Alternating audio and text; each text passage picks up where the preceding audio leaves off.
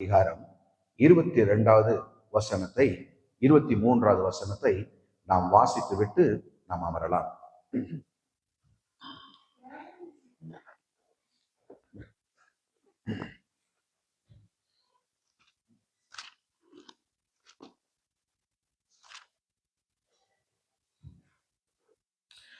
உன் மீறுதல்களை மேகத்தைப் போலவும் உன் பாவங்களை கார்மேகத்தைப் போலவும் அகற்றிவிட்டேன்.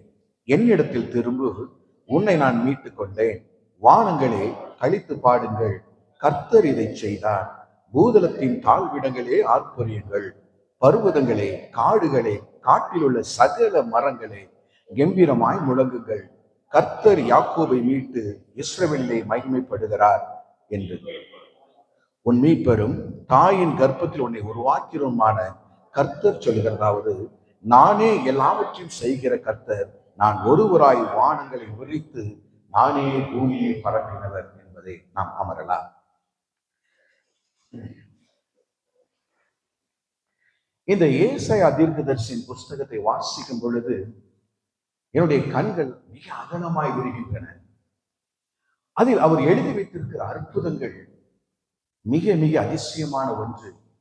யாருக்கும் காண கிடைக்காத ஒரு பொக்கிஷங்களை அவர் இங்கு எழுதி வைத்திருக்கிறார்.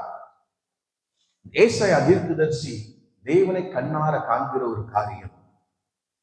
ஊசியா ராஜா மரணம் அடைந்த வருஷத்துல, நீங்க ஏசாயா 6ஆம் அதிகாரம் 1வது வசனத்துல இருந்து வாசித்து பார்த்தீங்கன்னா, ஊசியா ராஜா மரணம் அடைந்த வருஷத்துல அவர் சிங்காசனத்தில் வீற்றிருந்த தேவனை கண்டாராம். அவர் உயரமும் உன்னதமுமாய் வீற்றிருக்க கண்டாராம். அவரை நோக்கி சேராபீன்கள் அவருக்கு மேலாய் பறந்து கொண்டிருந்தனவாம். கேருபீன்களும் சேராபீன்களும் அவ்வாறு செட்டைகளோடு கூட பறந்து கொண்டிருந்ததாம். அதில் 2 செட்டைகளால் கால்களை மூடி, 2 செட்டைகளால் தன் முகத்தை மூடி, 2 செட்டைகளால் பறந்திருந்து அவைகள் சொல்லினவாம், சேனைகளின் கர்த்தர் பரிசுத்தர் பரிசுத்தர் பரிசுத்தர் என்று ஓயாமல் தேவனை துதித்துக் கொண்டிருக்கிற அந்த பொன்னான நகரத்தை அவன் காண்கிறார். நீங்கள் சற்று கொஞ்சம் யோசித்து பாருங்க. இப்படி ஒரு காட்சி நம்மளுடைய கண்களுக்கு முன்பாக விரிந்து கிடக்கும் பொழுது நம்முடைய இருதயம் எப்படியாய் துடிக்கும். ஓ, உன்னதமான தேவனை நான் கண்டேன், அவருடைய ரூபம் எப்படியா இருக்கிறது என்று சொல்லி அவன் அப்படியே பார்த்து வர்ணிக்கிறான். அவன் அதிர்ச்சி அடைகிறான். அவனுடைய கண்கள் ஆச்சரியத்தோடு பார்க்கின்றன. அதோடு கூட அவனுக்குள்ள ஒரு பெரிய பயம் வருகிறது. அவன் சொல்லுகிறான், நான் அதமானேன், நான் சாக போகிறேன், நான் காணக்கூடாத இறைவனை கண்டேனே என்று சொல்லி அவன் பிரமித்து நிற்கிற ஒரு காரியம். அந்த நேரத்துல ஆண்டவர் அவனிடத்துல ஒரு காரியத்தை கேட்கிறார். என் அன்பு மகனே, நான் எத்தனையோ பேரை மீட்கும் பொருளாக எத்தனையோ மீட்பர்களை நான் எழுப்பியிருந்த பொழுதும் அவர்கள் என் சொல்லை கேளாதபடிக்கு அவர்கள் போன காரணத்தினால யாரை நான் அனுப்புவேன், யார் என் வேலையாய் போவார் என்கின்ற தேவனுடைய சத்தத்தை அவன் கேட்கும் பொழுது அவன் அப்படியே அதிர்ச்சி உற்றவனாய் அங்கு நின்று தன்னை தாழ்த்தி ஒப்பு கொடுத்து சொல்லுகிறான், ஆண்டவரே, நான் போகிறேன், நான் போகிறேன். உம்முடைய கண்ணீர் வடிக்கிற அந்த கண்களை நான் பார்க்கிறேன். உம்முடைய சோகம் நிறைந்த அந்த முகத்தை நான் பார்க்கிறேன். உம்முடைய ஜனங்களுக்காய் பரிதவிக்கிற அந்த முகத்தை நான் பார்த்து பிரமித்து நிற்கிறேன். ஆண்டவரே, நான் போகிறேன் உம்முடைய வேலையாய். என்ன வேலை வந்தாலும் சரி, எப்படிப்பட்ட சேலஞ்ச் என் முன்னால நின்னாலும் சரி, அல்லது எப்படிப்பட்ட ஒரு மிகப்பெரிய கொடூரமான காரியங்களை நான் சந்தித்து இருந்தாலும் பரவாயில்லை, நான் எதையும் ஃபேஸ் பண்ண தயாரா இருக்கிற உம்முடைய வேலையாய், உம்முடைய வார்த்தையை விதைப்பதற்காய் இதோ அடிமை நான் போகிறேன் என்று சொல்லி அவன் தன்னை ஒரு தீர்க்கதரிசியாய் தேவனிடத்தில் ஒப்புக் கொடுக்கிற காரியம். அந்த தீர்க்கதரிசி தான் இங்க 44வது அதிகாரத்துல எழுதுகிறார். அநேக ஜனங்களுக்கு தேவனுடைய எச்சரிப்பின் வார்த்தைகளை அவர் வழி வழியாய் சொல்லிக் கொண்டே வருகிறார். கர்த்தர் நடக்க போகிற காரியங்கள், என் ஜனங்களை, எனக்கு கீழ்ப்படியாத மக்களை நான் எப்படியாய் தண்டிக்க போகிறேன், எனக்கு கீழ்ப்படிந்தவர்களை நான் எப்படியாய் மாற்றப் போகிறேன் என்று சொல்லி ஏசாயா தீர்க்கதரிசிக்கு எல்லா காரியங்களையும் அவர் வெளிப்படுத்தி காட்டிக் கொண்டிருக்கும் பொழுது 44ஆம் அதிகாரம் வரும் பொழுது அங்கே ஒரு நற்செய்தி அவனுக்கு கொடுக்கப்படுகிறது. அந்த நற்செய்தி தான் இது. அதை மீண்டும் வாசிங்க. 44:22. உன் மீறல்களை மேகத்தை போலவும் உன் பாவங்களை கார்மேகம் போலவும் அகற்றிவிட்டேன். என்னிடத்தில் திரும்பு, உன்னை நான் மீட்டுக் கொண்டேன். ஹல்லேலூயா. நீங்க நல்லா யோசித்து பாருங்க. இப்போ நான் இந்த வார்த்தையை சொல்லும் பொழுது உங்களுடைய இருதயம் உண்மையிலே மகிழ்ந்திருந்தால் நீங்கள் கரங்களை தட்டி தேவனை மகிமைப்படுத்தி இருப்பீங்க. ஹல்லேலூயா. உலகத்துல நமக்கு கிடைக்க பெறுகிற மிக பெரிய ஒரு காரியம் இது. யாராலும் கொடுக்க முடியாது. இந்த உலகத்துல உங்களால் சம்பாதிக்க முடியும். கொஞ்சம் சொன்னீங்க. இந்த உலகத்துல உங்களுக்கு நீங்கள் சம்பாதிக்க முடியாத, எத்தனை பணம் செலவு செய்தாலும் கிடைக்கப்படாத ஒரு அரிய பொக்கிஷத்தை தேவன் இந்த இடத்துல கொடுக்கிறார். அது என்ன? உன்னுடைய மீறுதல்களை, நம்மளுடைய மீறுதல்களை அவர் எப்படி மாற்றுகிறாரா? மேகத்தை போலவும் நம்மளுடைய பாவங்களை கார்மேகத்தை போலவும் நம்மை விட்டு அகற்றி விடுகிறாரா? எவ்வளவு சந்தோஷமான செய்தி பாருங்க. அதனாலதான் அவர் சொன்னார், மேற்குக்கும் கிழக்குக்கும் எவ்வளவு தூரமோ அவ்வளவு தூரமாய் நம்முடைய பாவங்களை என்ன செய்தார்? நம்மளை விட்டு அகற்றி வைத்து விட்டார். ஹல்லேலூயா. இயேசு கிறிஸ்து என்று இந்த உலகத்திலே நமக்காய் வந்தாரோ, அந்த 33.5 வருடத்துல, அந்த 3.5 வருடம் கடைசியாக அவர் ஊழியம் செய்த காரியத்திலே அவர் செய்த அதிசயங்கள், அவர் பேசின காரியங்கள், கடைசியாக அவர் சிலுவைக்கு ஒப்பு கொடுத்து போய் அவருடைய உடலில் இருக்கிற கடைசி சொட்டு ரத்தம் முடிய என்று விழ ஒப்பு கொடுத்து நம்மை பாவத்திலிருந்து மீட்டு விட்டாரோ, அன்றே நாம் பரலோகத்தின் பிள்ளைகளாய் மாறிவிட்டோம். ஹல்லேலூயா. நம்ம பிசாசுக்குரியவர்கள் அல்ல, நம்ம பாவத்துக்குரியவர்கள் அல்ல, நாம் நீதிக்கு உட்பட்டவர்களாய், நாம் பாவத்துக்கு மரித்து நீதிக்கு பிழைத்து இருக்கிறோம். இன்று பரலோக ராஜ்யத்தின் பிள்ளைகளாய் இந்த இடத்துல அமர்ந்திருக்கிறோம். ஹல்லேலூயா. இதை விட சந்தோஷம் நம்ம இந்த உலகத்துல என்ன நமக்கு கிடைத்து விடும்? சொல்லி பாருங்க. ஆமென். எத்தனை கோடி சம்பாதித்தாலும், எத்தனை பெரிய ஒரு அந்தஸ்துல நாம போய் நின்னாலும், உலகத்தையே ஆளக்கூடிய மிகப்பெரிய ஒரு காரியத்துல போய் நாம இருந்தாலும், இந்த சந்தோஷத்தை நம்மளால வாங்க முடியுமா? வாங்கவே முடியாது. இன்னைக்கு அமெரிக்கா நினைக்குது உலகத்தை எல்லாத்தையும் என் கைக்குள்ள வச்சு நான் ஆட்டி படைக்கணும்னு. இன்னொரு பக்கம் சைனா நினைக்குது இந்த அமெரிக்கா கைகளில் இருக்கிற உலகங்களை நான் பறித்து நான் ஆள வேண்டும் என்று சொல்லி மாற்றி மாற்றி மாற்றி உலகத்தின் ஜனங்களை பகடைக்காய்களை பயன்படுத்தி அதனால் பலனடைகிற திரளான மக்கள் இந்த உலகத்துல உண்டு. ஆனால் அவர்களால வாங்க முடியாதது என்ன தெரியுமா? இயேசு கொடுக்கிற இந்த விலையேறப்பட்ட ரட்சிப்பு. அது இன்னைக்கு உங்களுக்கும் எனக்கும் கொடுக்கப்பட்டிருக்குதுன்னா இதை விட மகிழ்ச்சியான செய்தி நமக்கு வேற என்ன இருக்க முடியும்? அதுதான் ஏசாயா தீர்க்கதரிசி சந்தோஷத்தோடு மகிழ்ச்சியோடு கம்பீரமாய் அதை பார்த்து எழுதுகிறார். சங்கீதக்காரன் இப்படியாய் சொல்லுகிறார். டக்குன்னு எடுத்து வாசிங்க. 118 அதிகாரம் 21 வசனம். நீர் எனக்கு செவி கொடுத்து எப்படி எனக்கு ரட்சிப்பா இருந்தபடியினால் நான் உம்மை துதிப்பேன் என்று சொல்லுகிறான். ஹல்லேலூயா.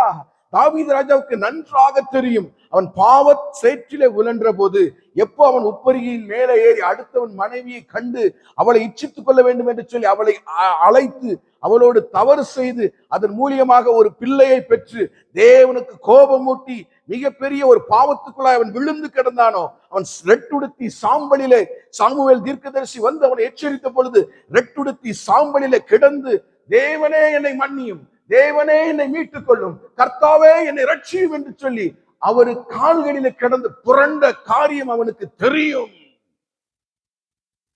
ஆகவேதான் அவன் உணர்ந்து எழுதுகிறான் 21 வசனத்துல, நீர் எனக்கு செவி கொடுத்து எனக்கு ரட்சிப்பா இருந்தபடியினால் நான் உம்மை துதித்துக் கொண்டே இருப்பேன். ஹல்லேலூயா.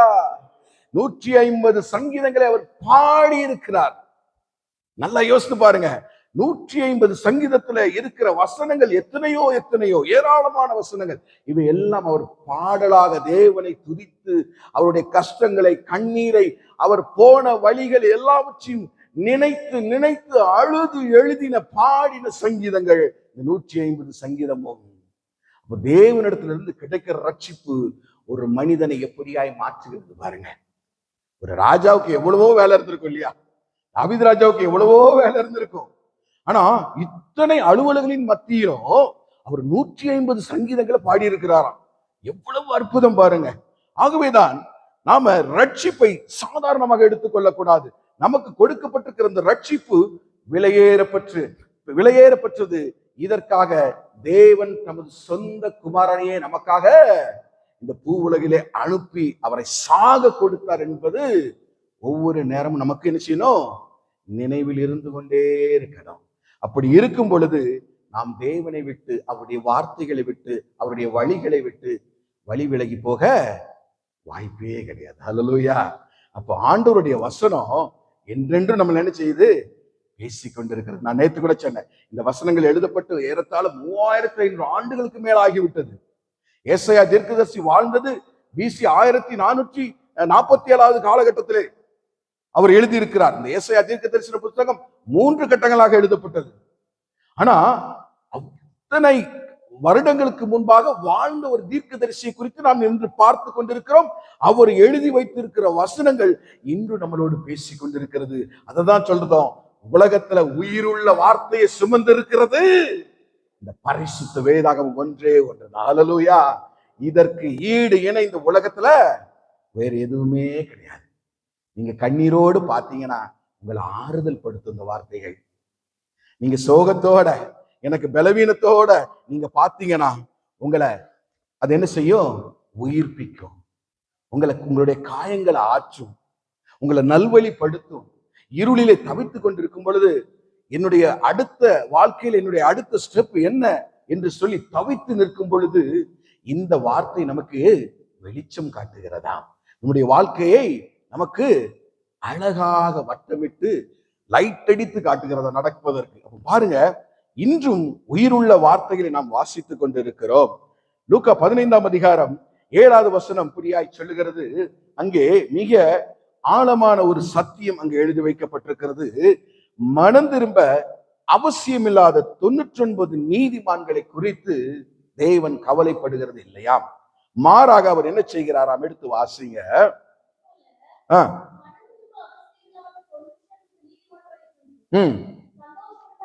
சந்தோஷம் உண்டாகிறதை பார்க்கிலும், நல்ல கவனிங்க, மனம் திரும்புகிற ஒரே பாவியின் நிமித்தம் பரலோகத்தில் மிகுந்த சந்தோஷம் உண்டாயிருக்கும் என்று சொல்லி உங்களுக்கு சொல்லுகிறேன் என்றார்.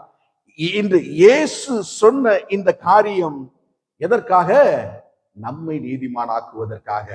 ஒரு பாவிகளை நாம் ரட்சித்துக் கொள்ளும் பொழுது, இயேசு கிறிஸ்துவை பற்றி ஒருத்தருக்கு நாம் அறிவித்து அதன் மூலியமாய் ஒருத்தர் மனம் திரும்பி வரும் பொழுது அது நமக்கு மாத்திரம் சந்தோஷம் அல்ல, நம்முடைய ஆலயத்திற்கு மாத்திரம் சந்தோஷம் அல்ல, அது பரலோகத்தில் இருக்கிற மிக பெரிய ஒரு சந்தோஷம். ஹல்லேலூயா. பரலோகத்துல அதை கொண்டாடுறாங்களாம்.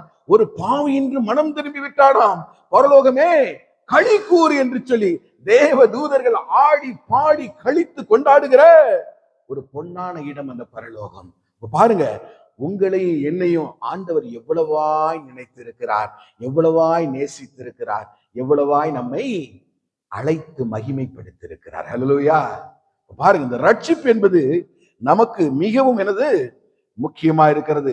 ஏசாயா 44ஆம் அதிகாரம் 1லிருந்து 4 வசனங்களை வாசிக்கும் பொழுது அங்கே இந்த காரியம் எழுதப்பட்டிருக்கிறது.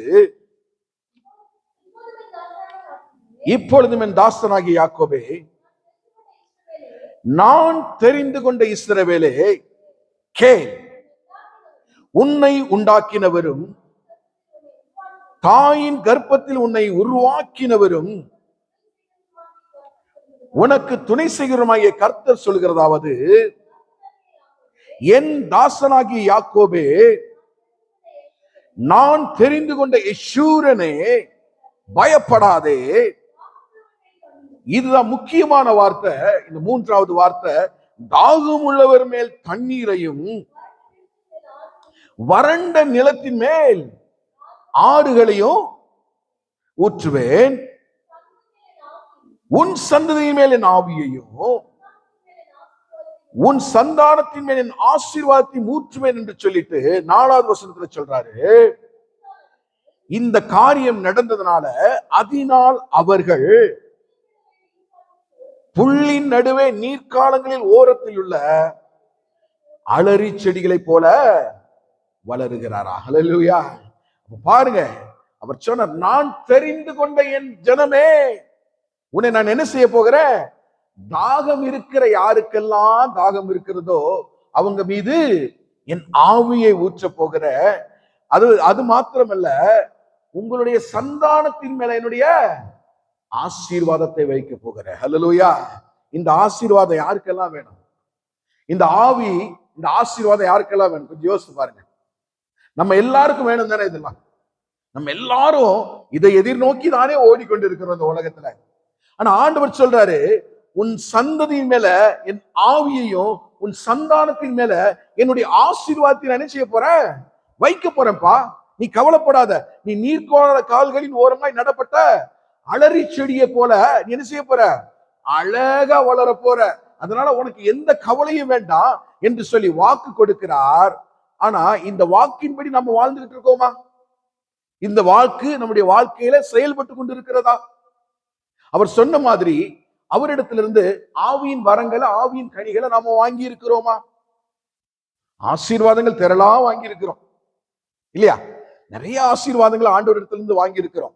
ஆனா ஆண்டவர் அவர் அபிஷேகம் பண்ணின பிள்ளைகளின் மீது இந்த ஆவியையும் இந்த ஆசீர்வாதத்தையும் எதற்காக ஊற்றுகிறார்?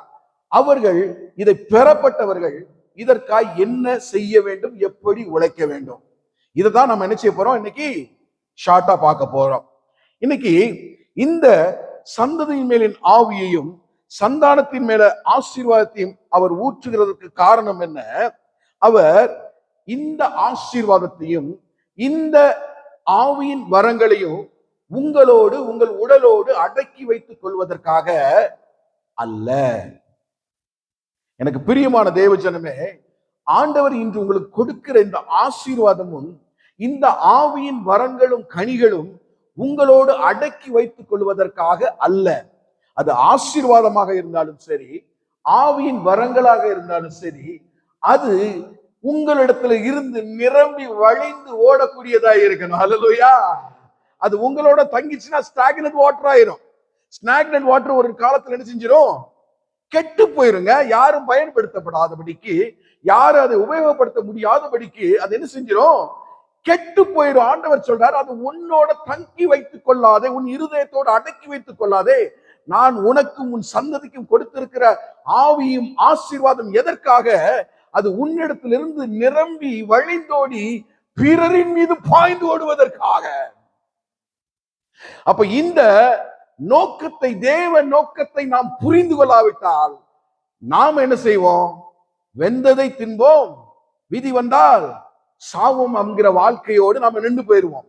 அப்ப ஆண்டவருக்கு என்று உழைக்கிற ஒரு மனப்பான்மை எப்போ வரும்னா, இந்த ஆசீர்வாதத்தை மாத்திரம் வாங்கி கொள்ளக்கூடாது, ஆண்டவர் கொடுக்கிற ஆவியின் வரங்களை நாம வாங்கி வைத்துக் கொள்ளணும். அந்த ஆவியின் வரங்கள் நமக்குள்ள வரும் பொழுது அது கிரியை செய்ய ஆரம்பிக்கும். அது கிரியை செய்ய ஆரம்பிக்கும் பொழுது உங்களை சும்மா இருக்க விடாது. உங்களுடைய கைய, உங்களுடைய வாய, உங்களுடைய கால்களை அது கட்டி போட்டு வைக்காது.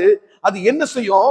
உங்களை ஏதாவது செய்வதற்காக தூண்டும். உங்கள் கால்கள் தேவனுக்கு என்று ஓடுவதற்காக, உழைப்பதற்காக, அது விரைந்து ஓடுவதற்கு உங்களை எத்தனைப்படுத்தும். ஓடு ஓடு ஓடு, தேவனுக்காக ஓடு.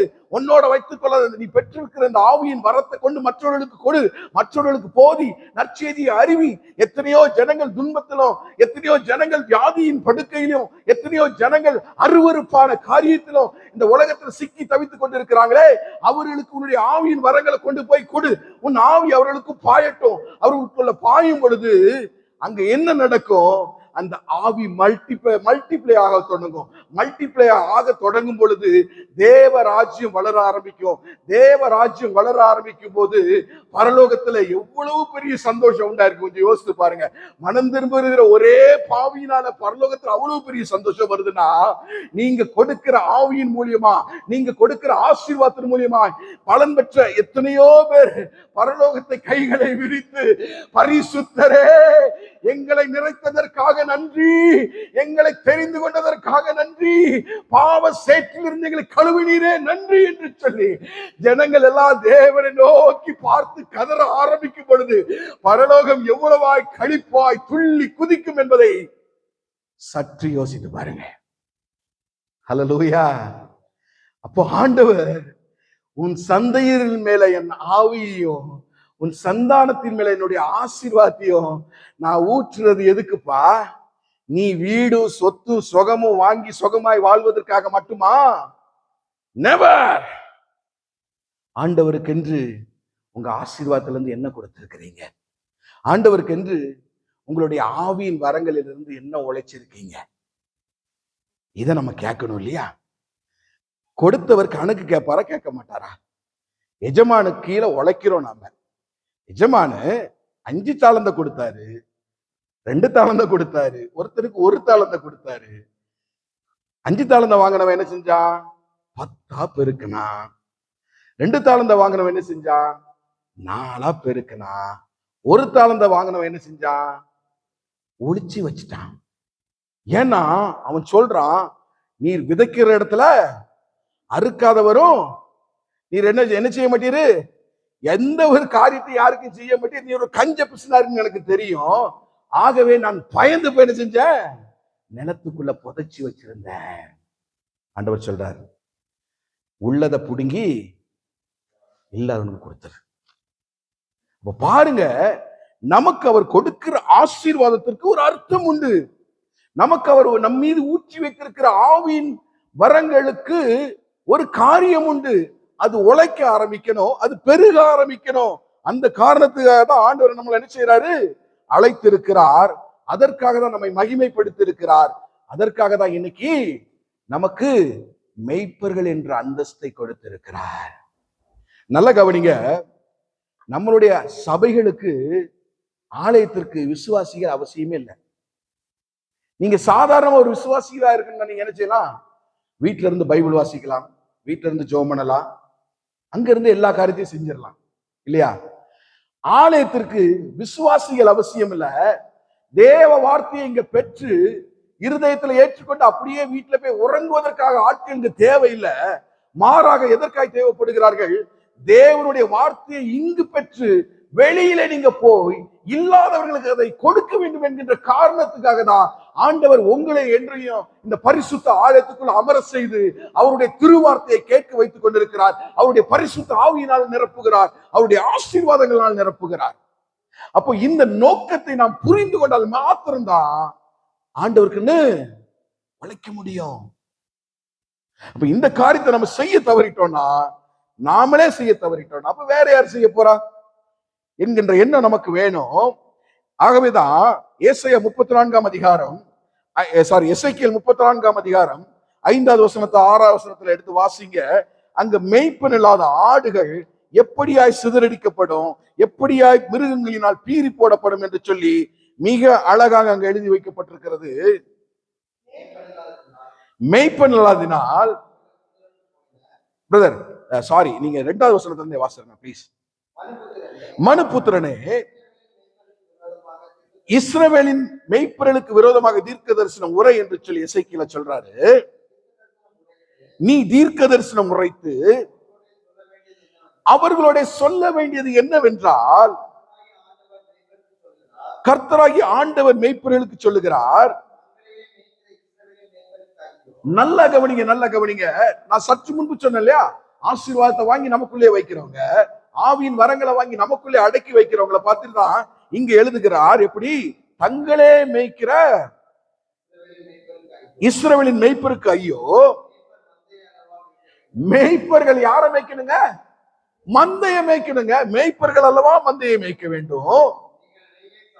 நீங்கள் நெய்யை சாப்பிட்டு ஆட்டு மயிரை உடுப்பாக்கி கொள்ளுகிறீர்கள், கொளுத்ததை அடிக்கிறீர்கள், மந்தையோ மேய்க்காம போகிறீங்க. ஆட்டிலிருந்து கிடைக்கிற எல்லா காரியத்தையும் நாம எடுத்துக்கிறோம்.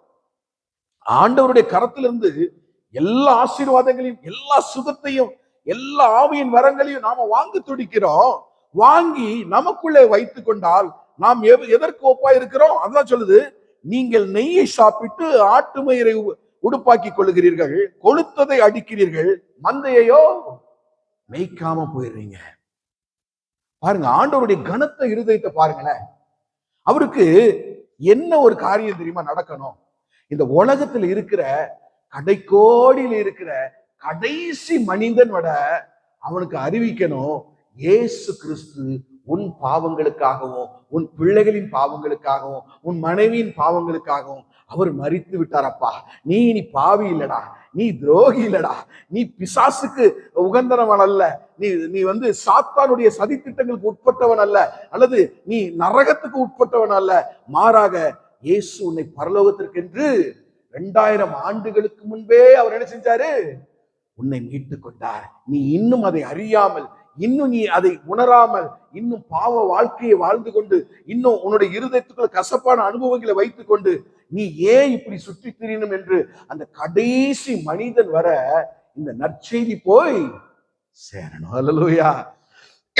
அதுதான் ஆண்டவருடைய அனாதி தீர்மானம்.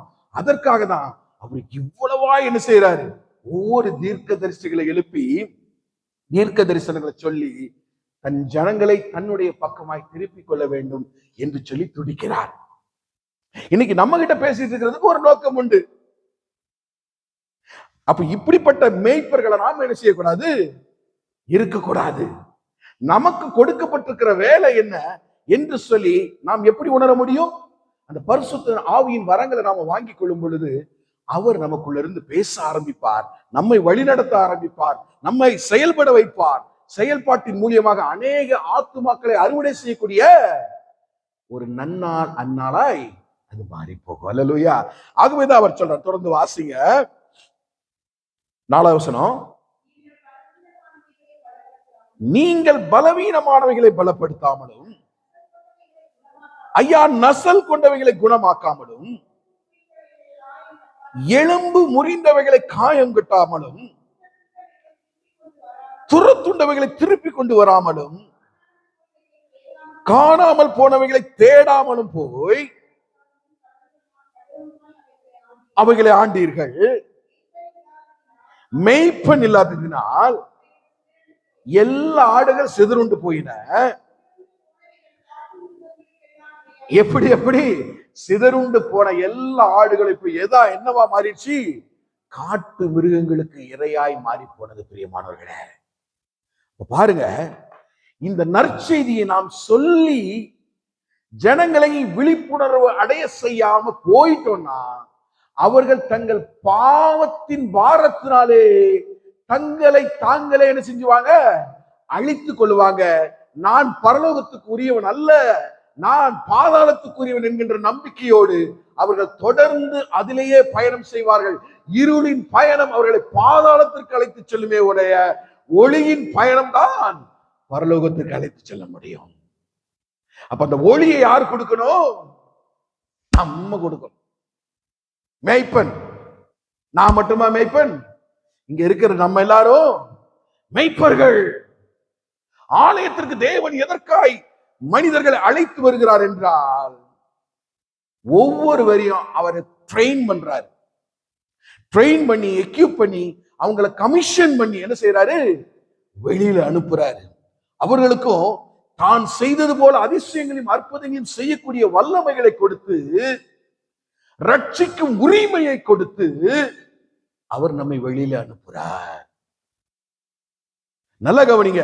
இன்னைக்கு காலையில கூட பாஸ்டர் சொல்லி கொடுத்தாங்க அழகா. ஒரு மனிதன் ஆலயத்திற்கு அல்லது தேவனை தெரிந்து கொண்டு அவன் ஒரு அற்புதத்தின் மூலியமா அல்லது ஒரு அடையாளத்தின் மூலியமாய் ஆண்டவரை அடைந்து கொள்கிறான். இப்படி அடைந்து கொண்டவர்கள் வெறும் அற்புதத்தை மாத்திரம் தேடி அதன் பின்னால ஓடுனா அற்புதம் செய்தவரை மறந்து போவாங்க.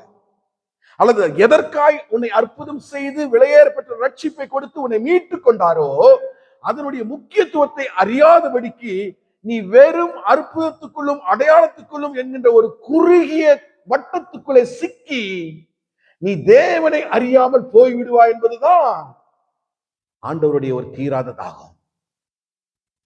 எனக்கு பிரியமான தேவஜனமே, நம்முடைய வாழ்க்கையில நம்ம அற்புதங்களை அடையாளங்களையும் எதிர்நோக்கி காத்து இருக்கிறோம், நல்லது. ஆனால் அதை என்று நாம் நம்மளுடைய வாழ்க்கையில அடைந்து கொள்கிறோமோ அடுத்த ஸ்டெப் எடுத்து வைக்கணும். அடுத்த ஸ்டெப் என்ன? அடையாளம் உங்களை என்ன செய்யுது? ஆலயத்துக்குள்ள அழைத்து வருகிறது. இன்னைக்கு இப்போ நானே எடுத்துக்கோங்க, நான் போய் ஒரு வீட்டுல ஜெபிக்கிறேன், அந்த ஆத்துமா அதன் மூலியமா ரட்சிக்கப்படுது. அவங்க ஒரு பெரிய ஒரு அற்புதத்தை அடைஞ்சுக்கிட்டாங்க, ஏதோ அவங்களுக்கு ஒரு நல்ல காரியம் நடந்து போச்சு. இப்ப அவங்க என்ன செய்யறாங்க? இந்த பிரதரு இந்த சர்ச் நடத்துறாரு, நம்ம உள்ள போவோமேன்னு சொல்லி வாசலை திறந்து அப்படியே கணிப்பாங்க. இப்ப அற்புதத்தை அடைந்தவர்களுடைய நிலை என்ன? அவர்கள் வாசல்ல தான் நிக்கிறாங்க. அவர்களை மகா பரிசுத்த ஸ்தலத்துக்குள்ள அழைத்து வர வேண்டியது யாருடைய பொறுப்பு? மெய்ப்பர்களாகிய நம்மளுடைய பொறுப்பு. இல்லைன்னா அற்புதத்திற்காய் தேடி வந்து அவன் கொஞ்ச நேரம் அங்க நின்றுட்டு இங்க ஒரு அற்புதமும் நடக்கலன்னு அப்படியே வெளியே போயிடுவான். நான் சொல்றது நல்லா விளங்கிக் கொள்ளுங்க. அப்போ இப்படிப்பட்ட ஆத்துமாக்களை காத்துக் கொள்வதற்காக தான் தேவன் மெய்ப்பன் என்கின்ற ஒரு ஊழியத்தையே ஏற்படுத்தினார்.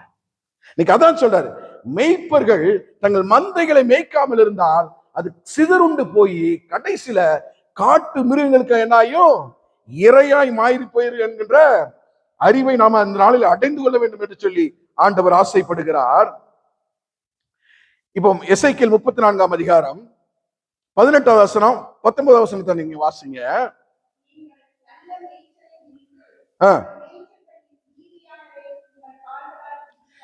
நல்ல கவனிங்க. நாம என்ன செஞ்சிட்டோம்? ஆவிய வாங்கிட்டோம், நாம ஆசீர்வாதத்தை வாங்கிட்டோம். நமக்கு மாத்திரம் இல்லைங்க, அவர் என்ன சொல்லி இருக்கிறாரு? உன் சந்ததியின் மேல், உன் சந்ததிக்கே என்னுடைய ஆவியை கொடுத்துட்டேன்ப்பா, உன் சந்தானத்தின் மேல் என்னுடைய ஆசீர்வாதத்தை வச்சுட்டேன்ப்பா. நாம வாங்கிட்டோம். இப்போ ஆண்டவர் சொல்றாரு, என் மந்தையை கர்த்தராகிய ஆண்டவர் சொல்லுகிறது என்னவென்றால், இதோ ஆட்டுக்கும் ஆட்டுக்கடாக்களுக்கும் வெள்ளாட்டு கடாக்களுக்கும் நான் நியாயம் தீர்ப்பேன் என்று சொல்லி 17ஆம் வசனத்துல சொல்றாரு. சொல்லிட்டு 18ஆம் வசனத்தை வாசிங்கம்மா. நீங்கள் நல்ல மேய்ச்சலை மேய்ந்து, ஆமா ஒரு நிமிஷம், இந்த நல்ல அந்த வார்த்தையை நீங்க அழுத்தமா கவனிக்கணும், இல்லைன்னா அதனுடைய அர்த்தமே மாறிடும். அங்க நல்ல மேய்ச்சலை மேய்த்துன்னு எழுதப்படல, மேய்ந்து. மேய்ந்துனா என்னது அர்த்தம்? நாம போய் சாப்பிடுறோம், நாம ஆடுகள் நல்ல மேய்ச்சலை போய் என்ன செய்யறோம்? மேய்ந்து கொள்ளுகிறோம். வாசிங்க. உங்கள் மேய்ச்சல்களின் மீதியானதை உங்கள் கால்களால் மிதிக்கலாமா? நீங்கள் தெளிந்த தண்ணீரை குடித்து விட்டு மீதியா இருக்கிறதை உங்கள் கால்களால் குழப்பி போடலாமா? நல்ல கவனிங்க, நல்ல கவனிங்க. ஆண்டவர் சொல்றாரு, நாம நல்ல மேய்ச்சலை அடைந்து விட்டோம். ஆண்டவரிடத்திலிருந்து நல்ல ஆசீர்வாதங்களை, நல்ல உணவை, நல்ல வேலையை, நல்ல இருப்பிடத்தை, நல்ல ஒரு ஆலயத்தை, நல்ல மனிதர்களை, ஒரு நல்ல கம்யூனிட்டியை, நல்ல ஃப்ரெண்ட்ஸ, நல்ல மனைவியை, நல்ல பிள்ளைகளை, இவைகள் எல்லாம் நாம் மேய்ந்து விட்டோம். நமக்கு கிடைச்சிருச்சு எல்லாம். நல்ல தண்ணியை நம்ம குடிச்சிட்டோம், தெளிவா சுத்தமா ஹைஜீனிக்கா இருக்கிற தண்ணியை நம்ம குடித்து விட்டோம். நாம இப்ப புஷ்டியா இருக்கிறோம், சந்தோஷமா இருக்கிறோம், மிகவும் மகிழ்ச்சியா இருக்கிறோம். இதை விட உலகத்துல எனக்கு வேற என்ன வேண்டும் இல்லை என்று சொல்வதற்கே என் வீட்டுல ஒண்ணுமே இல்லை, அலமாரி எல்லாம் நிரம்பி இருக்குது, கிச்சன்ல எண்ணெயும் மாவும் நிரம்பி இருக்கிறது. இப்படிப்பட்ட ஆசீர்வாதத்தை நாம் அனுபவித்துக் கொண்டிருக்கிறோம். ஆனா பிறருக்கு நம்ம என்ன செய்யறோமா? அதை கால்களால் மிதித்து அழுக்கானதை மற்றவர்களுக்கு கொடுக்க துடிக்கிறோமா? அப்ப நாம எப்படிப்பட்ட பிள்ளைகளா இருக்கணும் தெரியுமா? அவர் வைத்த அந்த பரிசுத்த ஆவி அதே ஒரு விரக்தியோட, சாரி, அதே ஒரு பவரோடு அவர் கொடுக்கிற ஆசீர்வாதம் அதே மாதிரி ஒரு ஃப்ரெஷ்ஷான ஆசீர்வாதமா நாம எப்படி வாங்கி கொண்டோமோ அதையே பிறருக்கு கொடுக்க நம்ம என்ன செய்யணும்? ஓடி உழைக்கணுங்க. அதைத்தான் ஆண்டவர் சொல்றாரு. நீங்க 18வது வசனத்தை வாசிருங்க, 19வது வசனத்தை. என் ஆடுகள் உங்கள் கால்களால் மிதிக்கப்பட்டதை மேயவும், உங்கள் கால்களால் குழப்பப்பட்டதை குடிக்கவும் வேண்டுமோ? கொஞ்சம் யோசிச்சு பாருங்க. கர்த்தர் சொல்றாரு இந்த காரியத்தை, நம்மளிடம் பேசிக் கொண்டிருக்கிறார். அப்பா, உனக்கு நான் எல்லாம் முதற்தரமான காரியத்தை கொடுத்து கொண்டிருக்கிறேனே. நம்ம பிள்ளைகளுக்கு என்ன செய்வோம்? ஒரு கடைக்கு போறோம், ஒரு துணி கடைக்கு போறோம். என் வைஃப் என்ன பண்ணோம்னா, போனா இருக்கிறதுலே லோ காஸ்ட் சட்டையை ஒரு 4-5 எடுப்பா என் பிள்ளைகளுக்கு. நான் சொல்லுவேன், ஏய் எடுத்தா ஒன்னு எடுப்பா, உருப்படி எடுப்பா அப்படின்னு ஒரு 40 பவுண்ட் 50 பவுண்டுக்கு நல்லதா பார்த்து எடுப்பேன். அப்போ நம்ம பிள்ளைங்க, இப்ப நாம மனசார அவ்வளவு பைசா கொடுத்து நமக்கு சட்டை வாங்க மாட்டோம். ஆனா நம்ம பிள்ளைங்க என்ன செய்வோம்? நம்மளை விட அதிகமா நல்ல உடையை உடுத்தி நல்ல உணவை கொடுத்து நம்ம பிள்ளைகளை நாம வளர்க்கிறோம். இப்ப ஆண்டவர் சொல்றாரு, நீங்க எல்லாத்தையும் எடுத்துட்டு எல்லா ஆசீர்வாதத்தையும் உங்களுக்கே வச்சுக்கிட்டீங்க. இப்போ ஆசீர்வாதம் கிடைக்காத அநேக இந்த ஆலயத்திற்கு வெளியே உண்டு. எப்படி? இந்த ஆலயத்திற்கு வெளியே இந்த ஆசீர்வாதம் கிடைக்காம, இந்த பரிசுத்த ஆவியின் நிறைவு கிடைக்காம அநேகர் வெளியில உண்டப்பா. நீங்க அவங்களுக்கும் இதே முதல் தரமான காரியத்தை கொடுக்க விரும்புறீங்களா இல்லையா என்று சொல்லி ஆண்டவர் இன்னைக்கு உங்களுடைய இருதயத்தை தட்டி எழுப்புகிறார். அப்போ இன்னைக்கு நாம ஒப்பு கொடுக்க வேண்டியது என்ன? ஆண்டவரே, நீர் எனக்கு தருகிற சந்தோஷம், நீர் எனக்கு தருகிற ஆசீர்வாதம், நீர் எனக்கு தருகிற ஆவியின் வரங்கள், இவை எல்லாம் முதல் தரமானவைகள். இந்த உலகத்துல எத்தனை காசு கொடுத்தாலும் சம்பாதிக்க முடியாதவைகள். இவைகளை நான் பெற்றுக்கொண்டனே, அதே மாதிரி என் பக்கத்து வீட்டு சகோதரன், என் பக்கத்து வீட்டு அக்கா, என் பக்கத்து வீட்டு தங்கச்சி, என் பக்கத்து வீட்டு தம்பி, இவங்களுக்கு எல்லாம் இதே மாதிரியான நீர் எனக்கு தந்த அந்த முதல் தரமான ஆசீர்வாதத்தை நான் அவர்களுக்கு கொடுக்கணும் என்கின்ற வாஞ்சையும் விருப்பமும் நம்முடைய இருதயத்துல வந்தா தன்னால தேவனுடைய ராஜ்யம் விருத்தியாயிருங்க. பாருங்க, நாம ஒரு குறுகிய வட்டத்துக்குள்ள வாழ்ந்து கொண்டிருக்கிறோம். ஆண்டவர் சொல்ற கம் அவுட் ஆஃப் இட். அந்த வட்டத்தை விட்டு வெளியே வாங்கப்பா. தயவு செய்து வேதத்தை நல்ல கண்ணை திறந்து வாசிங்க. எதற்காக எழுதி வைக்கப்பட்டிருக்கிறது இந்த 66 புஸ்தகங்கள்? இதில் இருக்கிறது அல்லவா பொக்கிஷம் நமக்கு. இந்த பொக்கிஷத்திலிருந்து நாம எடுத்துக்கிட்டே இருக்கலாமே, தோண்டிக்கிட்டே இருக்கலாமா ஆசீர்வாதங்களை. அல்லேலூயா. வேதமே வெளிச்சம், போதக சிற்றையே ஜீவ வழி என்று சொல்லி சொன்னாங்க. அப்போ இந்த வேதத்துல நமக்கு கொடுக்கப்பட்டிருக்கிற காரியத்தை உணர்ந்து புரிந்து நாம வாசிக்க ஆரம்பிச்சிட்டோம்னா நாமளும் வளர்ந்துருவோம் ஆவிக்குள்ள. நம்மை சுற்றில இருக்கிற ஜனங்களையும் ஆண்டவருடைய பக்கத்துக்கு நம்ம என்ன செஞ்சிருவோம்? நம்ம திருப்பி கொண்டு வந்துருவோம். தேவன் நம்மை அழைத்து நம்முடைய மீறுதல்களை அகற்றி பாவத்தை கழுவியது, நம்மை மீட்டு கொண்டது எதற்காகனா, ஆவியையும் ஆசீர்வாதத்தையும் கொடுத்தது எதற்காகனா, சிதறுண்ட ஆடுகளை ஒருங்கிணைத்து அந்த ஆடுகளையும் அவருடைய பாதத்தண்டையில கொண்டு வந்து சேர்க்கக்கூடியதுதான் நம்மளுடைய பணி. அதற்காக தான் நம்மை அழைத்தார், அதற்காக தான் நம்மை தெரிந்து கொண்டார், அதற்காக தான் நமக்கு நம்ம பாவங்களை நீக்கி கழுவி அவர் பக்கத்துல அவர் இங்க நிற்கிறாரு. ராஜாதி ராஜாவை வீற்றிருக்கிறார், உயரமும் உன்னதமானவர். அவருக்கு முன்பாய் மகிமையடைந்த பிள்ளைகளை நம்ம உட்கார்ந்து இருக்கிறோம். அப்போ நம்மளை அவர் தெரிந்து கொண்டதனுடைய நோக்கத்தை நம்ம அறிஞ்சிட்டோம்னா, அந்த நோக்கத்திற்கு நாம நம்மளை ஒப்பு கொடுத்துட்டோம்னா நாமளும் வளர்ந்துருவோம். நம்ம கூட இருக்கிறவங்களையும் நம்ம வளர்த்து எடுத்துருவோம். ஹல்லேலூயா. அப்ப பாருங்க, பேலன்ஸ்டா தேவராஜ்யம் வளர ஆரம்பிக்கும், நல் ஒழுக்க உலகத்துக்குள்ள வளர ஆரம்பிக்கும். அதனால பலனடைய போவது யாரு? யாரு சொல்லுங்க? நாம ஒரு சமூகத்தை திருத்துறோங்க. நாம ஒரு சமூகத்தை திருத்துறோம். இந்த சமூகம் ஆண்டவரை அறிந்து கொண்டது, தவறான பாதையிலிருந்து திரும்பி தேவ பாதைக்குள்ள வந்துருச்சு. இப்ப இதனால பலனடைய போவது யாரு? ஆண்டவரா அல்லது நம்மளுடைய பிள்ளைகளா? நம்மளுடைய பிள்ளைகளை எதை பார்த்து கெட்டு போகுது? இந்த சமூகத்தை பார்த்து கெட்டு போகுது. அப்ப இந்த சமூகத்தை நாம தேவ பாதத்துக்குள்ள திருப்பி வந்துட்டோம்னா நம்ம பிள்ளைகளும் அதே வழியில நடந்து போகும். அல்லையா? அதுகளுக்கு ஒரு கன்ஃபியூஷன் இருக்காது. இங்க வீட்டுக்கு வந்து அம்மா பைபிள் வாசிங்கிறா, இங்க வீட்டுக்கு வந்து அப்பா பிரேயர் பண்ணுன்றாரு, சர்ச்சுக்கு போனா சண்டே கிளாஸ்ல ஆண்டவருடைய வார்த்தைகளை சொல்லி கொடுக்கறாங்க, வேதத்தை பத்தி அறிவை சொல்லி கொடுக்கறாங்க. இங்க ஸ்கூலுக்கு வந்தா அங்க எல்லாமே தலைகீழா இருக்கு. இந்தியாவாகட்டும் இங்கிலாந்து ஆகட்டும், பிள்ளைகள் வேறு ஒரு பாதையில வேறு ஒரு வழியை நோக்கி பயணித்துக் கொண்டிருக்கிறாங்க. அவங்க ரெண்டும் கட்டா நிலைமையில இந்த பாதையை தேர்ந்தெடுக்கவா அல்லது இந்த பாதையை தேர்ந்தெடுக்கவா என்று சொல்லி குழம்பி போயிருக்கிற பிள்ளைகளுக்கு நாம என்ன செய்யறோம்? நாம செய்யற நல்ல காரியத்தின் மூலியமாய் அவர்களையும் நல்வழிப்படுத்துகிறோம். பிரியமானவர்களே, பாருங்க, இதனால பலனடைய போவது நாமும் நம்முடைய பிள்ளைகளும் தான். பாருங்க, இது எல்லாருக்கும் ஒரு ஆரோக்கியமான ஒரு காரியம்.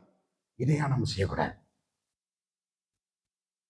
அதான் ஆண்டவர் சொல்றாரு, மந்தையில் சேராத அநேக ஆடுகள் எனக்கு உண்டப்பா, அந்த ஆடுகளும் எனக்கு வேணும், எனக்கு வேணும். I want that sheep. Please go and bring it. அதான் ஆண்டவர் சொல்றாரு, நம்மளுடைய காரியங்களை மாத்திரம் நம்ம தேடி ஓடுவோம், உழைப்போம், கஷ்டப்பட்டு சம்பாதிப்போம், நம்மளும் நல்லா இருப்போம், நம்ம பிள்ளைங்களும் நல்லா இருக்கட்டும். ஹல்லேலூயா. அதோடு சேர்ந்து நம்ம ஆண்டவருக்காகவும் கொஞ்சம் உழைப்போங்க. கொஞ்சம் ஒரு நாள், வாரத்துல ஒரு நாள் தேவனுக்கு என்று கொடுங்களேன், அவருடைய திருப்பணிக்கு என்று கொடுங்களேன். யாருக்காவது சுவிசேஷம் சொல்லுங்களேன், யாரையாவது ஆண்டவருடைய பாதத்துல கொண்டு வந்துருங்களேன். மனம் திரும்புகிற ஒரே பாவியின் நிமித்தம் பரலோகத்துல மிகுந்த சந்தோஷம் உண்டாயிருக்கிறது பிரியமானவர்களே. அப்படிப்பட்ட ஜாய்ஃபுல் மூமெண்ட நீங்களும் நானும் பரலோகத்துக்கு கொடுக்கிறோமா? What a privilege it is. யோசித்து பாருங்க, எவ்வளவு மகிமை உள்ள ஒரு காரியம். ஆண்டவரை வறுமை இருக்கும்போது எப்படி சொல்லுவார்? நம்ம பார்த்தோம்ல, அந்த 5 தாலந்து 2 தாலந்து 1 தாலந்தை உண்மையும் உத்தமமான ஊழியக்காரனே, உன் எஜமானின் சந்தோஷத்துக்குள் பிரவேசி என்பார். அவர் அழைப்பார், வாடாத கிரீடத்தை நம் தலையில் வைப்பார். கஷ்டப்பட்டியாப்பா, அடிப்பட்டியாப்பா, நீ தெருவில் போய் பிரசங்கம் பண்ணும்போது உன்னை அடிச்சாங்களா? உன் தலையிலிருந்து ரத்தம் வடிந்ததுல நான் பார்த்தேன்ப்பா. உன் தலையிலிருந்து ரத்தம் வடியும் பொழுது என் முள்முடி வைத்து என்னுடைய ரத்தம் வழிந்த அந்த ஞாபகம் எனக்கு வந்துச்சுப்பா. நீ எனக்காக ரத்தம் சிந்தி இருக்கிற, இங்க வா, நான் ஒரு ரத்தத்தை துடைக்கட்டும், உன்னுடைய காயங்களை நான் ஆற்றட்டும், நீ வாப்பா, என்னுடைய வலது பார்சத்துல என் கூட வந்து உட்கார்ந்துரு என்கின்ற ஒரு உன்னதமான வாழ்க்கையை ஆண்டவர் நம்ம கொடுப்பதிலே எந்த சந்தேகம் இல்லை. இங்க ஓடி ஓடி உழைக்கிற யாரும் வீணா போறது இல்லை. விருதாய் நாம உழைக்கலைங்க, நமக்கு ஒரு பலன் உண்டு. அது நம்ம அந்த காரியத்துல போகும்பொழுதுதான் நமக்கு தெரியும். யாத்திராகமம் 3ஆம் அதிகாரம் 1வது வசனத்திலே இப்படியாய் ஒரு மேய்ப்பன் சொல்லுகிறான். அங்கே ஆடுகளை மேய்த்து கொண்டிருந்த மோசே தேவனால் தெரிந்தெடுக்கப்பட்டு கொண்டு அவரை எப்படிப்பட்ட ஒரு ஜாதியாய் மாற்றுகிறார் என்று சொல்லி பார்த்தீங்கன்னா, மோசே மீதியான் தேசத்து ஆசாரியனாய் இருந்த தன் மாமனாகிய எத்ரோவின் ஆடுகளை மேய்த்து கொண்டிருந்தானாம். நல்லா கவனிங்க, மோசையினுடைய வாழ்க்கையே ஒரு அதிசயம் தான், ஒரு அற்புதம் தான். அவனுடைய பிறப்புக்கு முன்பாகவே அங்கு ஒரு கட்டளை பிறப்பிக்கப்பட்டது, 3 வயதுக்கு உட்பட்ட எல்லா ஆண் பிள்ளைகளையும் கொன்று குவித்து விடுங்கள் என்று சொல்லி. கொஞ்சம் கூட ஈவு இறக்க இல்லாம போர்ச்சவர்கள் அவர்களை தூக்கி தரையில் அடித்து கொள்ளுறாங்க. ஆனா மோசே பிறந்து தன் தாயால் பாதுகாக்கப்பட்டு நாணல் பட்டியின் மூலமாக எதிரியின் கோட்டைக்குள்ளே அனுப்புறாரு தேவன். நல்லா கவனிங்க. ஒரு மேய்ப்பனை தேவன் எப்படி தெரிந்து கொள்கிறார் என்று சொல்லி பார்த்தீங்கன்னா, அவன் பிறப்பதற்கு முன்னே அவனை பற்றி அவர் எல்லா தீர்மானத்தையும் அங்கு எழுதி வைத்திருக்கிறார். எரேமியா தீர்க்கதரிசியை எப்படி தாயின் கருவிலே உருவாவதற்கு முன்னே உன்னை பெயர் சொல்லி அழைத்தேன் என்று சொல்லி, உன்னை ஜாதிகளுக்கு தீர்க்கதரிசியாக ஏற்படுத்தினேன் என்று சொல்லி எப்படி வாக்கு கொடுத்தாரோ, இன்று இங்கு அமர்ந்திருக்கிற ஒவ்வொரு பேரையும் தேவனுடைய கரத்திலே உள்ள சித்தம் அப்படியா இருக்கிறது. நீங்க உங்க தாயின் கருவில இருக்கும் பொழுதே அவர் உங்களை தெரிந்து கொண்டிருக்கிறார், உங்கள் பெயரை அழைத்து இருக்கிறார். மோசே அதே மாதிரிதான். மோசே தெரிந்து கொள்ளப்பட்டவனாக, உனக்கு சாவு இப்ப கிடையாது மோசஸ், நீ வந்து காக்கப்படுவாய் என்று சொல்லி, யார் மூலியமா காக்கிறதுக்காக? எதிரியின் கோட்டைக்குள்ள யாரை கொல்லதுக்கு உத்தரவிட்டானோ அதே அரண்மனைக்குள்ள ஒரு பிரின்சஸ் அவன வாழ வைத்துக் கொண்டிருக்கிறார். அல்லேலூயா. எதிரியின் கோட்டைக்குள்ள அவனை வளர்த்தார். அங்க எல்லா காரியத்தையும் தேவன் அவனுக்கு கற்றுக் கொடுத்தார். படிப்பு, யுத்த காரியங்கள், இன்னும் ராஜாங்க காரியங்கள் எல்லாவற்றையும் அறிந்த மோசே தேவனின் பாதையிலிருந்து வழி மாறி உலகத்தின் மூலியமாக போய் ஆடுகளை மேய்க்கிற ஒரு வேலையை செஞ்சிட்டு இருக்கான். ஆண்டவர் அவனை உன்னதமான ஒரு தீர்க்கதரிசியா ஏற்படுத்துவதற்காக காத்து கொண்டிருக்கிறார். அதற்காக ட்ரைனிங் கொடுத்து கொண்டிருக்கிறார். அதற்காக ஒவ்வொரு நாளும் அவனை யுத்த வீரனாய் பழக்கப்படுத்தி கொண்டிருக்கிறார். ஆனா அவன் வந்த வழியை மறந்து அவன் போய் தன் மாமனாகிய எத்ரோவுக்கு போய் ஆடுகளை மேய்த்து கொண்டிருக்கிறான். ஆனா ஆண்டவர் விட்டார் நினைக்கிறீங்களா? இல்ல, நேரம் வந்தது. நேரம் வந்த பொழுது அங்க என்ன நடந்தது? முச்செடியில் இருந்து தேவன் அவனை தெரிந்து கொண்டார். 4வது அதிகாரத்துல 4வது வசனத்துல சொல்லப்பட்டிருக்கிறது. 3ஆம் அதிகாரம் 4வது வசனத்துல தேவன் முச்செடியில் நடுவில் இருந்து ஆடுகளை மேய்த்து வந்த மோசே அவர் சந்தித்து, நான் உன்னை எதற்காய் பிறக்க வைத்தேன், எதற்காய் உன்னை காத்தேன், எதற்காய் இந்த தேசத்திற்கு அழைத்து கொண்டு வந்தேன் என்கின்ற காரியத்தை அவனுக்கு வெளிப்படுத்தி ஆடுகளை மேய்த்து கொண்டிருந்த அவனை 60 லட்சம் ஜனங்களை மேய்க்கிறவனாக மாற்றினார். ஹல்லேலூயா. இன்னைக்கு அப்படிப்பட்ட ஆட்களை தான் ஆண்டவர் தேடுறாரு. ஓடி போனவன், ஒன்றுக்கும் உதவாதவன், ஆண்டவருக்கு கீழ்ப்படியாதவன், அல்லது ஆண்டவரையே அறியாத மக்கள், இவரங்களை தான் ஆண்டவர் பிடிக்கிறாரு. அவங்க ஆண்டவருக்கு என்று வைராக்கியமாய் ஊழியம் செய்யறாங்க. ஆனா கிறிஸ்தவர்கள் என்று பெயர் பெற்ற நாம என்ன செய்யறோம்? யோசித்து பாருங்க. இப்போ மோசேக்கு கொடுத்த அந்த உன்னதமான காரியத்தை தேவன் இன்று நமக்கு கொடுக்க வல்லவராக இருக்கிறார். எனக்கு என்ன என்று சொல்லி ஓடி போன மோசே தான். நீங்க நல்லா எடுத்து பாத்தீங்கன்னா யாத்திராகம் 32ஆம் அதிகாரம் 32ஆம் வசனத்துல அங்க சொல்லுகிறார். அந்த வசனத்தை மட்டும் டக்குன்னு எடுத்து வாசிடுங்க.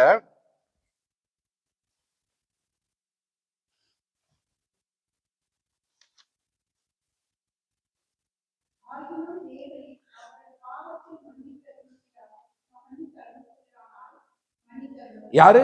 ஓடி போன மோசஸ் இப்ப சொல்றாரு, ஆகிலும் தேவரி இவர்கள் பாவத்தை மன்னித்தீரானால் மன்னியும், அப்படி இல்லைன்னா நீர் எழுதின உங்களுடைய புஸ்தகத்திலிருந்து என்னுடைய பெயரை கிறுக்கி போடும். பாருங்க எப்படிப்பட்ட ஒரு அர்ப்பணிப்பு பாருங்க. அவனுக்கு தெரியும், ஜீவ புஸ்தகத்துல, ஞாபக புஸ்தகத்துல என்னுடைய பெயர் எழுதப்பட்டாச்சு. He is well known award. ஆனா அவர் சொல்றாரு, நான் அழைத்து வந்த ஜனங்களை நீர் இந்த மகா கரத்துல, உங்களுடைய வல்லமை உள்ள கரத்தினால் மீட்டு கொண்டு வந்த இந்த ஜனங்களை நீர் இந்த இடத்துல கோபப்பட்டு இவர்களை நீர் அழித்து போட்டால் எதிரிகள் என்ன சொல்லுவாங்க? நீர் வனாந்தரத்துக்கு அழைத்து வந்து உன்னுடைய ஜனங்களை கொல்றதுக்கு தான் உன் தேவன் உன்னை அழைத்தாரா என்று சொல்லி கேள்வி பேசுவாங்கன்னு சொல்லிட்டு சொல்றாரு. நீர் அவர்களை மன்னித்தீரானால் மன்னியும், இல்லனா என்னோட பெயரை உங்களுடைய புஸ்தகத்திலிருந்து கிறுக்கப்படும். பாருங்க அவன் யார்?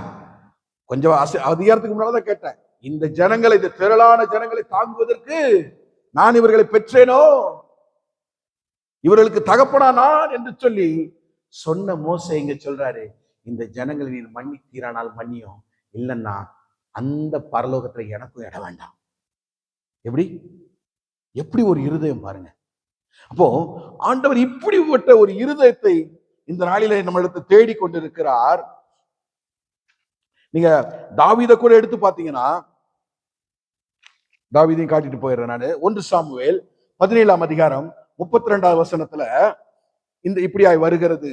அங்க சவுல்ட்ட போய் சொல்றார் தாவீது, ராஜாவே உங்கள் இருதயம் கலங்காது இருப்பதாக என்று சொல்லிட்டு, நான் போய் இந்த பெலிஸ்தீனோடு யுத்தம் செய்து அவனை கொன்று போடுவேன் என்று சொல்லி சொல்லுகிறாரு.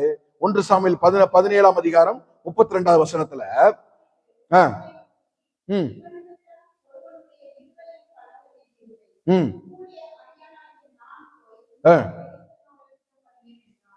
33ஆம் வசனம். அப்பொழுது சவுல், தாவீது நல்ல கவனிங்க, அவன் எவ்வளவு உயரமா இருக்கிறான். 9 அடி அவனுடைய உயரம். அவ்வளவு பெரிய மனுஷனை தாவீது ஒரு சின்ன பையன், ஒருவேளை அவனுக்கு ஒரு 17-18 வயசு இருந்திருக்கான் அந்த டைம்ல. அவன் சொல்றான், ராஜாவே உங்கள் இருதயம் கலங்க வேண்டாம், இவனை நான் போய் அடிச்சு கொள்றேன்னு சொல்றான். அதற்கு சவுல் என்ன சொல்றான்? உலக பிரகாரம் அவன் யோசிச்சு சொல்றான். 33ஆம் வசனத்துல, இந்த பெலிஸ்தியனோட எதிர்த்து நின்று யுத்தம் பண்ண உன்னால் ஆகாது. பாருங்க, சவுல் தேவனால் ஏற்படுத்தப்பட்ட முதல் ராஜா. அவனுக்கு தேவனுடைய கரம் எப்படிப்பட்டது என்று சொல்லி நன்றாய் தெரியும். ஆனா இங்க மறந்துட்டான், ஆண்டவருடைய கரத்தை மறந்துட்டான். ஆனா தாவீது அதற்கு என்ன பதில் சொல்றான் என்று சொல்லிட்டு, அதற்கு தாவீது சொல்லுகிறார். 1 சாமுவேல் 17:34-37 வரைக்கும் வாசிங்க. தாவீது சவுலை பார்த்து, உம்முடைய அடியான் என் தகப்பனுடைய ஆடுகளை மேய்த்து கொண்டிருந்த போது ஒரு விசை ஒரு சிங்கமும் ஒரு விசை ஒரு கரடியும் வந்தது. நல்ல கவனிங்க, மந்தையில் இருக்கிற ஒரு ஆட்டை ஆல்ரெடி பிடிச்சிட்டு போயிருச்சு. நான் அதை தொடர்ந்து போய் அதை அடித்து அதை அதுகளுக்கு வாய்களுக்கு தப்புவித்தேன். அது என் மேல் பாய்ந்த போது, நல்லா கவனிங்க, சிங்கத்தின் தாடியை பிடிச்சானா, கரடியின் தாடியை பிடிச்சானா, அதை அடித்து கொன்று போட்டானா. அந்த சிங்கத்தையும் அந்த கரடியையும் உம்முடைய அடியானாகிய நான் கொன்றேன். இப்ப சொல்றான், விருத்த சேதனம் இல்லாத இந்த பெலிஸ்தியனும் எனக்கு அவைகளின் உண்டு. கரங்களை தட்டி தேவனை மகிமைப்படுத்துவீங்களா? ஹல்லேலூயா. பாருங்க, சாதாரண ஒரு மேய்ப்பன் தாங்க, சின்ன பையன் தாங்க. அவன் சொல்றான், ஜீவனுடைய தேவனை நிந்திக்கிற ஒரு மனுஷன் எனக்கு சொல்றான், எனக்கு சிங்கத்தை பிடரிய பிடிச்சு நான் அடித்து கொண்டு போட்டேன் என்று சொல்றான். கரடியை பிடரிய பிடித்து அடித்து கொண்டு போட்டேன் என்று சொல்றான். அவன் சொல்றான், இவைகளை நான் கொன்று போட்டேன். ஆனா அங்க நடந்தது என்ன? பரிசுத்த ஆவியானவர் அவன் மீது இறங்கினார். அந்த சிங்கத்தையும் கரடியும் மேற்கொள்ளுகிற பலனை அவனுக்கு கொடுத்தார். இப்ப அவன் சொல்றான், இந்த பெலிஸ்தியன் போங்க சார், சிங்கத்தை நான் தூக்கி போட்டு வந்துட்டேன், இவெல்லாம் எனக்கு ஏமாத்துறான். யோசித்து பாருங்க, மெய்ப்பன் தாவீது ஒரு மெய்ப்பன், சாதாரண மெய்ப்பன் அல்ல, தேவனுடைய ஆவியை பெற்ற மெய்ப்பன். அப்ப தேவனுடைய ஆவி ஒருவனுக்குள்ள இருந்தா அவனுக்குள்ள இருக்கிற பலன் எப்படி இருக்கும் என்று சொல்லி நீங்க சற்று நிதானித்து பார்க்க வேண்டியது அவசியமா இருக்கிறது. You are not ordinary person. அதான் ஆண்டவர் சொல்றாரு, உன் சந்ததியின் மேல் என் ஆவியை நான் வச்சிருக்கிறேன்ப்பா. தாவீதின் மேல அன்று இருந்த அந்த ஆவி, சிங்கத்தையும் கரடியையும் பெலிஸ்தியனாகிய அந்த கோலியாத்தையும் முறியடித்த அந்த ஆவிதான் இன்று உங்களுக்குள்ளும் கிரியை செய்கிறது. Why can't you believe that? தாவீது ஒரு சின்ன பையன். If he could do that, why can't you? யோசித்து பாருங்க, தாவீது பெற்ற அந்த ஆவியினாலே அவன் எவ்வளவு பெரிய பலசாலிய, ஒரு படையே, ஒரு நாடே கண்டு நடுங்கின ஒரு மனிதனை ஒரே அடியில சாச்சிட்டான். அப்ப ஏன் நம்மளால முடியாது? அப்ப மேய்ப்பனுக்கு தேவன் எவ்வளவு பலத்தை கொடுத்திருக்கிறான்னு சொல்லி நீங்க சற்று யோசித்து பார்க்கணும். மேய்ப்பர்கள் சாதாரண ஆட்கள் கிடையவே கிடையாது. 1 சாமுவேல் 17:37 சொல்றாரு, இந்த தாவீது, பின்னும் தாவீது, என்னை சிங்கத்தின் கைக்கும் கரடியின் கைக்கும் தப்புவித்த கர்த்தர் இந்த பெலிஸ்தியனுடைய கைக்கும் தப்புவிப்பார். ஹல்லேலூயா. நீங்க நல்லா கவனிச்சு பாருங்க, வேதத்துல நீங்க எடுத்து பார்த்தீங்கன்னா திரளான மக்கள் ஆண்டவர் உபயோகப்படுத்தினது மெய்ப்பர்களை தான். எல்லா மெய்ப்பர் நீங்க ஆதி ஆகமத்திலிருந்து எடுத்து பார்த்தீங்கன்னா, வரிசையா ஆபேல்ல இருந்து எடுத்து பார்த்தீங்கன்னா திரளான மெய்ப்பர்களை தான் ஆண்டவர் உபயோகப்படுத்தினாருங்க. ஆகவேதான் அவர் கொடுத்திருக்கிறது 5 வகையான ஊழியங்கள். எபேசியர் 4ஆம் அதிகாரத்தை நீங்க எடுத்து வாசித்து பார்த்தீங்கன்னா, 4ஆம் அதிகாரம் 13வது வசனத்தை நீங்க வாசித்து பார்த்தீங்கன்னா, அதுல மெய்ப்பர் ஊழியத்தையும் அவர் சேர்த்துக் கொள்கிறார். எடுத்து வாசிக்கலாம் அந்த ஒரு வாசனத்தை.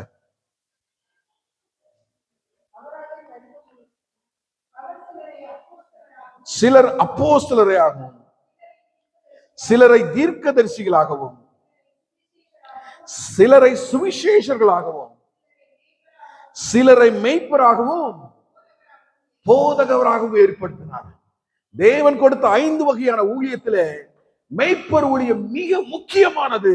இந்த மெய்ப்பர்களுக்கு தான் தேவன் கொடுத்திருக்கிறார் விசுவாசிகளை மெய்ப்பதற்காக, தேவ மனிதர்களை மெய்ப்பதற்காக மிக முக்கியமான பொறுப்பை கொடுத்திருக்கிறது மெய்ப்பர்களை தான்.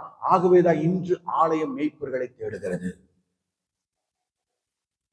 விசுவாசிகள் எப்படி இருப்பாங்கன்னா, ஆலயத்துக்கு வருவாங்க, தேவனுடைய வார்த்தையை கேட்பாங்க, அப்படியே வீட்டுக்கு போவாங்க, அவங்களுடைய வாழ்க்கையை தொடருவாங்க. We don't want that. ஆண்டவருக்கு அப்படிப்பட்ட விசுவாசிகள் வேண்டாங்க, வேண்டாம். ஆண்டவர் எதிர்பார்க்கிறது மெய்ப்பர்களை. Will you be a shepherd? ஆண்டவருக்கு ஒரு மெய்ப்பராய் உங்களை ஒப்பு கொடுக்க முடியுமா? நீங்க நல்லா கவனிச்சு பாருங்க. அந்த பரிசுத்த இறைவன் இறங்கி வாராரு. லூக்கா 2ஆம் அதிகாரம் 10ஆம் வசனத்துல நீங்க எடுத்து வாசித்து பாத்தீங்கன்னா தெரியும். முதலாவது தேவதூதன் வந்து அறிவிக்கிறது யாருக்கு? மெய்ப்பர்களுக்கு. ஹல்லேலூயா. அப்போ மெய்ப்பர்கள் எவ்வளவு பிரஷியஸான ஆள் என்று சொல்லி இந்த நாளில் நீங்க தெரிந்து கொள்ள வேண்டியது முக்கியம். யோவான் 21ஆவது அதிகாரம் 15 17ஆவது வசனம் முடிய ஒரு காரியம் அங்கு எழுதப்பட்டிருக்கிறது. அதையும் நான் உங்களுக்கு காட்டி கொடுத்து போகிறேன்.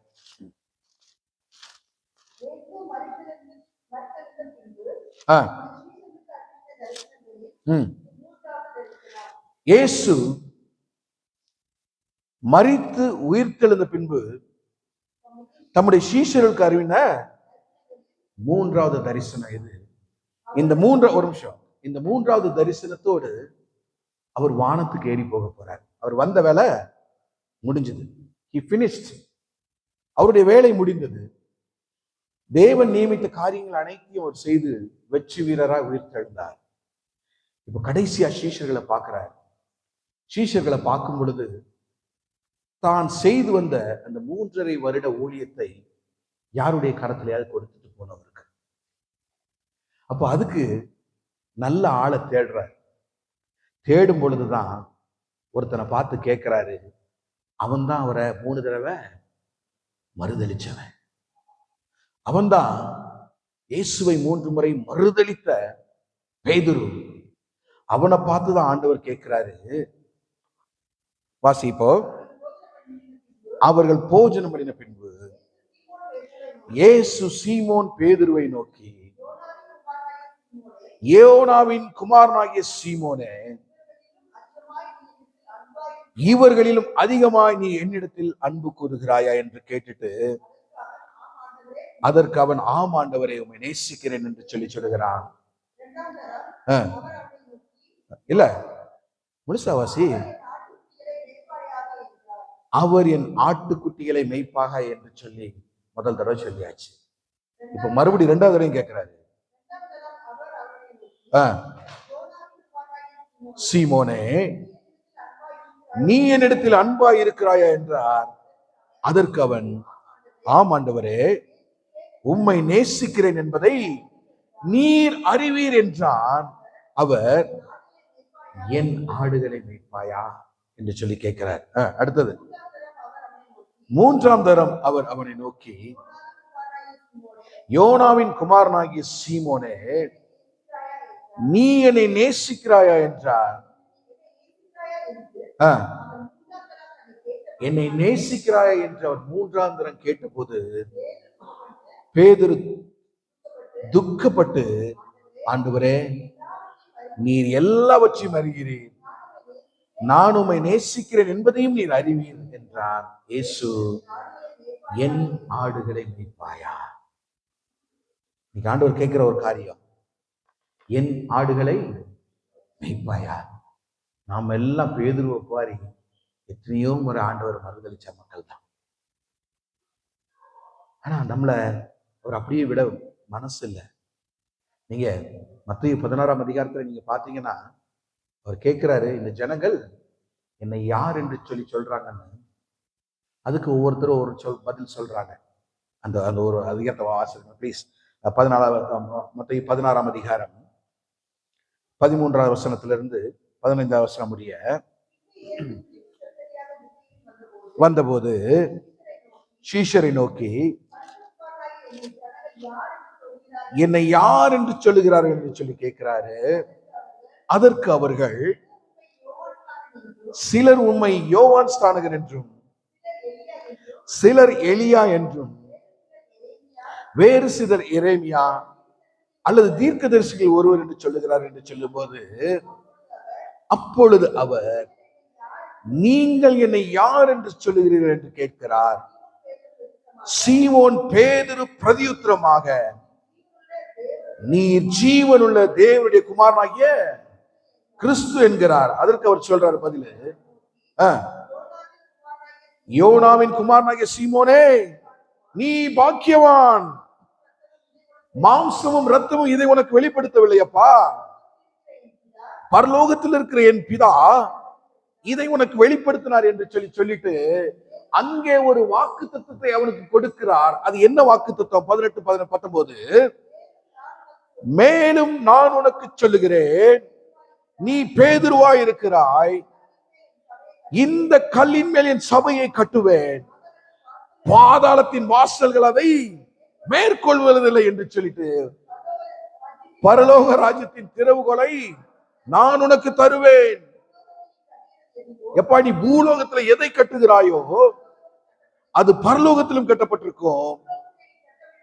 நீ பூலோகத்திலே கட்டவிழ்ப்பது எதுவோ அது பரலோகத்திலும் கட்டவிழ்க்கப்பட்டிருக்கும். நல்லா கவனிங்க. அதுக்கு கீழே 2 வசனங்கள் தள்ளிதான் சொல்றான் மறுபடியும். ஆண்டவரை அப்பொழுது பேதுரு அவரை தனியே அழைத்து கொண்டு போய், இது உமக்கு நேரிடக்கூடாதே, இது உமக்கு சம்பவிப்பதில்லை.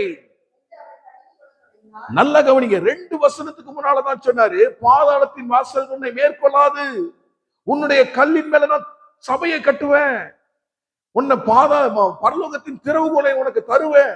நீ பூலோகத்துல எதை கட்டுகிறாயோ அது பரலோகத்துல கட்டப்பட்டிருக்கும், நீ எதை அவுக்கிறாயோ அது அவுக்கப்பட்டிருக்கும் என்று சொல்லி வாக்கு தத்தப்பட்ட பேதுரு அடுத்தது ஆண்டவர் சொல்றாரு, மனுஷகுமாரன் போய் அவரோ திரும்பி பேதுருவை பார்த்து, எனக்கு பின்னாக போ சாத்தானே என்று சொல்லி, நீ எனக்கு இடரா இருக்கிறாய் என்று சொல்லி விரட்டப்பட்ட பேதுரு. வாக்குத்தத்தம் பெற்றா அடுத்தவர் சொல்றாரு, நான் போய் மனுஷகுமாரன் போய் மரிக்கவும் 3ஆம் நாள் உயிர்த்தெழவும் வேண்டும் என்று சொல்லி சொல்லும் போது அதை ஏற்றுக்கொள்ளாம அவரை தனியே அழைத்து கொண்டு போய் திட்டின பேதுரு, எனக்கு பின்னாக போ சாத்தான் என்று சொல்லி திட்டு வாங்கின பேதுரு, அவனை விரட்டின பேதுரு, இப்போ ஆண்டவர் சொல்றாரு, என் ஆடுகளை மேய்ப்பாயா. அவனுக்கு அங்கிருந்தே ட்ரைனிங் தொடங்கியாச்சு. படிப்படியாய் படிப்படியாய் படிப்படியாய் ஆண்டவருடைய காரியத்தை சொல்லிக் கொடுத்து கொண்டே வருகிறார். அவனுக்கு மாம்சமும் ரத்தமும் அதை வெளிப்படுத்தாமல் பரலோகத்தின் தேவனே வெளிப்படுத்துகிற காரியம். அங்கே ஒரு வாக்குத்தத்தை அவன் பெறுகிறான். இந்த கல்லின் மீது என் சபையை கட்டுவேன் என்று சொல்லி பேதுருக்கு வாக்கு கொடுக்கிறார். பாதாளத்தின் வாசல்கள் அதை மேற்கொள்வதில்லை என்று சொல்லி வாக்கு கொடுக்கிறார். பரலோகத்தின் திறவுகோலை உனக்கு தருவேன் என்று வாக்கு கொடுக்கிறார். நீ கட்டுறது அங்க கட்டப்படும், நீ அவுக்கிறது அங்க அவுக்கப்படும். இப்படிப்பட்ட உன்னதமான காரியம் கடைசியில் எங்க வந்து நிறைவேறுது? யோவான் 21ஆவது அதிகாரத்துல வந்து நிறைவேறுது. அப்ப நல்லா யோசித்து பாருங்க. தேவன் ஒரு மனிதனை தெரிந்து கொண்டால் அவன் எவ்வளவு தூரமாய் ஓடி போனாலும், எத்தனை முறை அவருக்கு எதிராய் பழிச்சொல்லை சொன்னாலும் அல்லது வழி விலகி போனாலும் ஆண்டவர் அவனை விடுகிறது இல்ல. மீண்டும் அவனை தூக்குவார், அவனை நிறுத்துவார், அவனை அபிஷேகம் செய்வார், ஆவியின் வரங்களினால் நிரப்புவார், ஆசீர்வாதங்களினால் நிரப்புவார்.